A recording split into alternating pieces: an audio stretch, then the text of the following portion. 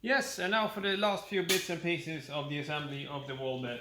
Now what you need to do, you need to spread out these wooden slats all the way quite evenly alongside the inner side of the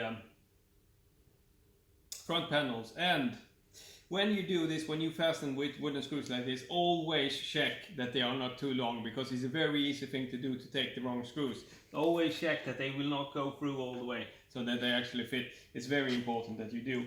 And when you have fastened all of the wooden slats like this, just into the front panel like that, then it's time to put the fabric on top. And it's a very simple thing. You just have to fold it in nicely so it fits good inside of this one. And what you do is, when you have a nice folding on your fabric, textile, call it whatever you want, like this, because what you need to do now is you need to tighten it properly on one side first. So we need those small screws, the same ones that you used when you assembled the metal frame on the front panels from the beginning. Those same little screws you need for this metal spanner that you have here. Just like I said, fold the textile in nicely, like a little bit better,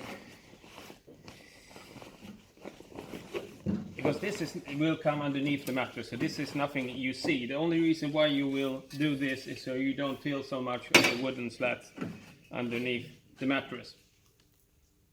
So just fasten it in these holes here, straight into the front panels, same screws as you used for the other ones, very simple.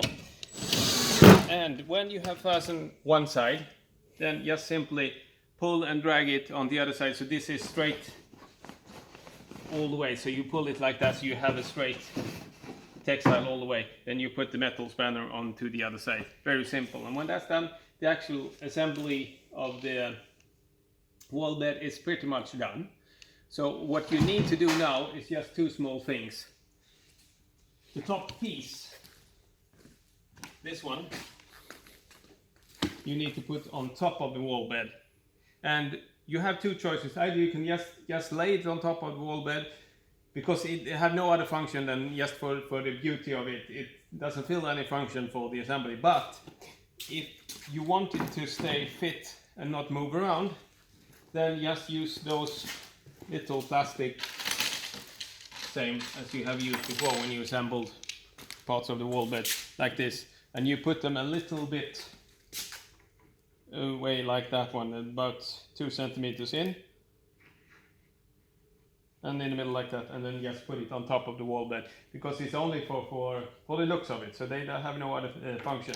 And one little bit and piece of information that could be important when you do wall bed, because you want it to be aligned perfectly with the sides of the wall bed when you close the door of the wall bed. And for these simple wall beds types, there is no screws or mechanism that you can access. Actually, it's the actual wall bed that you need to adjust. Like I said, make sure that the mechanism is straight, and make sure that the wall bed is level against the wall and so on, but you can still feel that it's no good aligned with the sides of the wall bed. So what you need to do then is to move the actual wall bed, and that's the why we have these kinds of fasteners with the hole in it. Yes, so we use this with the big hole in it, because then when you have made a hole in the wall and then you have fastened these into the wall bed, then you can actually still move the wall bed a few centimeters, and that's what you normally need to do to adjust the front, so you get it aligned with the sides of the wall bed. So that's a very simple thing to do. Now the whole wall bed is finished.